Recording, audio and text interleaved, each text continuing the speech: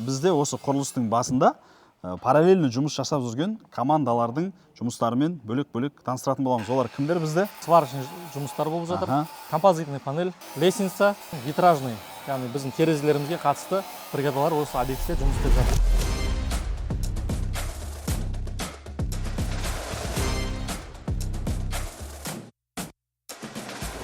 Лестницамыздың толық осы форманы шығаруына атсалысқан біздің мастеріміз Бақтияр мырза. Бәке, ассалаумағалейкум. Уалейкум ассалам. Қалайсыздар? Жақсы. Аман есен. Лестница сіздің ойыңызша маман ретінде қандай болу керек лестница? Лестница бірінші орында жайлы болу керек. Орысшасы удобный. Егер шығып бірінші этаждан екінші этажға шығып түскен кезде бұл лестницадан ойланбай шығып түсу керек. 30-ға 15, 16 лестницаға жайлы қылып шығару керек. Екінші практичный болу керек. Прочный болу керек. Прочный болу керек. Ыңғайлы болу керек. Прочный болу керек. Мықты болу керек. Мықты болу керек. Каркастан. Каркасы мықты болу керек. Үшінші әдемі болу керек. Әдемі болу керек. Бұл қазіргі заманға сай әдемі шығару керек. Мынау дизайнға байланысты. Қазір енді талап күшейіп жатыр. Өйткені Инстаграм бар, интернет бар, үй соғам деген адам жүрген жерін суретке түсіріп жүреді. Инстаграмнан скрин жасап жүреді. Үй соғатын болсам, холым осындай болады, лестница мынандай болады деп. Ол жерде уже стандартный дүниелердің барлығы артқа қалып, осындай бір қараған кезде бір кішкене сұрақ тудыратындай мынау лестница қалай тұр деген сияқты дизайнға да уже адамдардың талғамы өзгерген. Сол сияқты оның тек қана әдемілігін ғана ескеріп қоймай, мысалға кез келген архитектурный дизайнерский компаниялар олар тек көбінесе әдемілік ғана ескеріледі, оның конструктивный жағы, оның исполнениесі қалай болады, ол қалай іске асады деген сияқты сұрақтар көбінесе ашылмайды. Сол себепті ол сұрақтарды маман ретінде шешетін осы біздің Бәкең сияқты кісілер. Бәке, мынау лестницаға бір кішігірім тоқталып өтейік. Так, қандай түрлері бар деген сұрақ жазған екен. Біздің мынау түріміз бұл полу қандай? Полукасаур. Полукасаур деп айтылады екен. Жалпы негізі лестницаларда бізде мынау қазір өзінің ригельмен шығып тұр ғой. Бізде без ригельный, яғни висячий болып дуалдан шығатын түрі бар. Оны біз уже кладканың барысында ескеріп кететін дүниелер бар. Өйткені мынау ригель дуалдың ішінде құйылады, немесе келесі бөлме жақ беттен егер металлический болатын болса, қосымша усилениелер беріліп жатады. Оның барлығы негізі лестницаның дизайнын таңдау барысында тура осылай мамандарды шақырып, ертең барлығы бітіп қойып, лестницаға келген кезде емес, құрылыс басталмай жатып, біз не нәрселерді ескеруіміз керек? Біздің құрылысшылар осы этапқа келген кезде қай жерде не тастап кетсін деген сияқты сұрақтарды талқыласа, ары қарай өздеріне де жеңіл болады, и өздерінің ойлаған дүниесіне шығу оңайырақ болады. Толықтыра кетейік, біздегі мынау ригеліміз қазір бір шетте тұр, және ортасынан тұратын варианты бар. Одан кейін дизайнға байланысты жаңағыдай кубик формаларымыз, жаңағыдай өзінің бірінің үстінде тұрған сияқты, парящий болып тұрған сияқты эффектісі бар. Сол сияқты дизайндарды толықтырып көп, жаңағыдай варианттары көп, оны көрсете беретін болсақ. Одан кейін бізде андай сұрақ болады, бұның основаниясы не болады? Бұның основаниясы? Бұның қазір ішінде біз қазір мынау висячий болып тұр, мына шығатын болсақ, қазір мынаның арасы ашық бізде, ертең освещение болады, басқа болады. Мұның бәрі қазір бүйтіп мына жерден шығатын болсақ, мынау дизайнға қатысты да мына жердегі формасы барлығы. Мұны қараңыз, қазір мына жақтан бастап осыншама бөлігі қазір бізде просто асылып тұр. Не ұстап тұр бұны? Бұны жаңа өзіңіз айтып жатқан сияқты прочный болу керек деген. Бұны біріншіден арматура ұстап тұр. Міне. Мынау ригель. Осы ригельдің ішіне квадрат арматура тоқылады каркаспен. Сол мынаның ішіндегі 6 арматура шығып, мына ригельдің ішіне кіреді.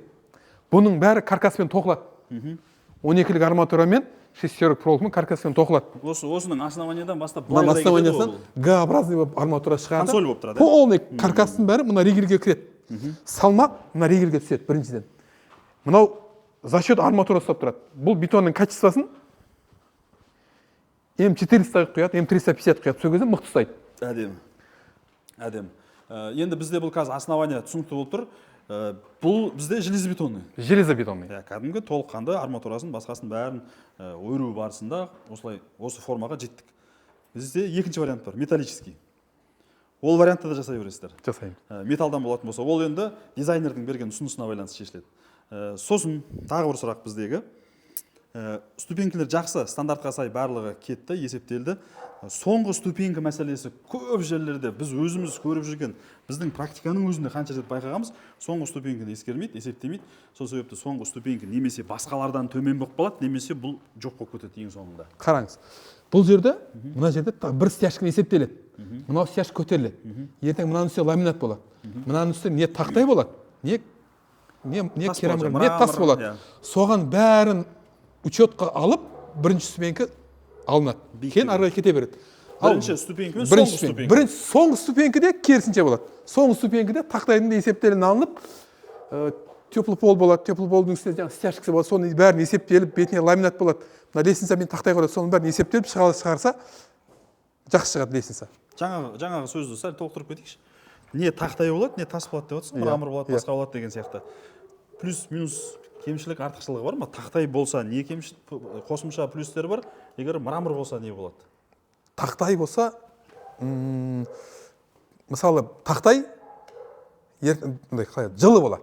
Тақтай Жылы болады. Жаңағындай жалаң аяқ бассаң да жылы болады. Ал жылы болады. тастың сәл мұздай болады, бірақтан тасқа свет берген кезде жалтырайды. Жалтырайды. Тас. И ол кішкене срок эксплуатация ұзағырақ болады. Ұзағырақ болады. Біздің лестницада дизайн бойынша перила стекло, айна. Айна, мынау бізде айна болады, шеті. Осы айнаның креплениесі ертең алдағы уақытта қалай болады деген сияқты ол маманды да басында шақырған дұрыс па? Или ол кейін жасала береді? Ол кейін жасала береді. Бізде или стекло болады, или кованный перила болады, немесе жаңағындай классикалық үлгідегі баспалдақтарда бізде балясиналар болады, определенный балясиналар болады. Сол сияқты ол енді дизайнға байланысты ол да. Одан кейінгі сұрақ освещение кетті. Освещениеге қатысты толықтыратын болсақ. Жаңағы айтып кеткен сияқты бізде қазір бұл второй светте тұр. Бізде мысалға мынау сияқты бір определенный жерде тұрады. Кейбір лестницалар кірген кезде оң жақта, сол жақта немесе төрде, болмаса екі қанатты болып жатады деген сияқты. Кез келген форманы, кез келген қиындықты, кез келген дизайн жасай бересіз. Жасап береміз. Басында нені ескеріп кету керек? Көбісі осындай сұрақ қояды бізде. Мен қазір сіздерге жақсылап сыздыртып жатырмын. Мен бұл жерде нені ескерейін? Енді ескеретін ең бірінші мәселе енді қаражат қой. Қаражаттан басқа нені ескеріп кетсің құрылыс кезінде тағы да. Бірінші орында лестницаға орынды таңдау керек. Қай жерде бұл дұрыс болады? Өте орынды. Ертең мынау үйге кірген кезде әдемілік бере ма? Удобный бола ма? Мынау лестница мына жерге әдемі болып тұр. Мынау второй светті ертең холды қосымша кеңейтіп тұр. Мынау вид беріп тұр. И жаңа видке қатысты тағы да бір алып қосатын дүние, біз жаңағы ступенькінің 15-ке 30, 16-ға 30 деген сияқты 29, 28-ге дейін кішірейте беруге болады. Ол дизайнда егер ступенькілерің сыймай жатқан ситуацияда. Біз тек қана биіктігі мен ступенькі баспалдақтың енін ғана айтып тұрмыз. Ширинаға қатысты келетін болсақ, көпшілігінің тағы бір қателіктері бар. Мынау бізде 80 болып қойып жатады, 70 болып қойып жатады, кейде 1 болып қойып жатады. Минимальный бар ма осының сұранысы? Шығып бара жатқан адам мен түсіп бара жатқан адам бір-біріне ыңғайлы болу үшін. Бұл жерде минимальный 90. Минимальный ол. Минимальный 90. Себебі екі шектен перила түседі, кейін 80 болып қалады. 80 бұл жеке үй болғаннан кейін адам көп болмайды. Шығып түсуге болады. Ол егер үйдің площадь, яғни квадратурасы аз болып, лестницаға орын қалмай жатқан жағдайда. 90. Ал ыңғайлы болу үшін 1/20, иә? 1/20. Стандарт 1/20. Стандарт 1/20. 1/20-ны сақтасақ, біздің кейінгі түсетін периламызда, біздің жаңағыдай шығып түсуге адамдарға ортасында қалатын помещениемізде, площадкамызде барлығы ыңғайлы болады. Бізде сыртқы дизайнға қатысты есіктің алдындағы крыльцо, терраса жақтан түсетін ступенькімізде кішкене нестандартный формада. Сол ступенькімізді де бәкең алдағы уақытта іске асыратын болады. Ол процессті де көрсетеміз. Сосын ең соңғы сұрақ дейікші, бәріне ұнайтын сұрақ. Біздің компанияның, яғни Сәулет Групп компаниясының атынан сіздерге хабарласатын болса, қанша процент жеңілдік болады? 10% жеңілдік болады. 10% жеңілдік болады. 10% жеңілдік болады. Яғни біз жобасын сызып, біз дизайн жасаған кісілер үшін мен де кішкене жеңілдік қоса кетейін. Сол кісілер үшін болатын болса 14% болсын. Өздері уже құрылысын жүргізіп қойған кісілер үшін болса 10% болсын, иә?